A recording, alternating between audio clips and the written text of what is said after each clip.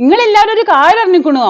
അതായത് മൂവാറ്റുപുഴ നിർമ്മല കോളേജില് കുട്ടികൾക്ക് പെൺകുട്ടികൾക്ക് നിസ്കരിച്ചാനായിട്ട് സ്ഥലം കൊടുക്കണം പറഞ്ഞു റൂം കൊടുക്കണം പോലും. ഓലത് ചോദിച്ചിട്ട് ആ പ്രിൻസിപ്പാൾ കൊടുത്തില്ലെന്ന്.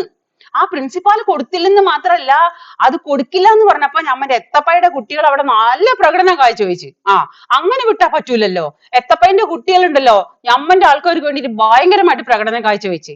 അപ്പോ ഓല് പ്രിൻസിപ്പാൾ പറഞ്ഞത്രേ, തൊട്ടപ്പുറത്ത് ഇങ്ങടെ മോസ്ക് ഉണ്ട്, ഇങ്ങടെ പള്ളി ഉണ്ട്, അവിടെ എങ്ങാനും പോയിട്ട് നിസ്കരിച്ച്, ഇത് കോളേജ് ആണെന്ന്.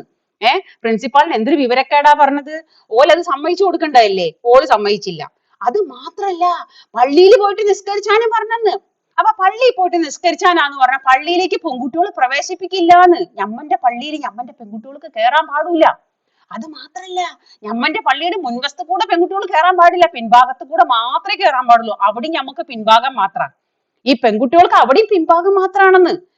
അപ്പൊ പിന്നെ കോളേജുകാർ അത് മനസ്സിലാക്കിയിട്ട് അവിടെ റൂം ഉണ്ടാക്കി കൊടുക്കണ്ടേ?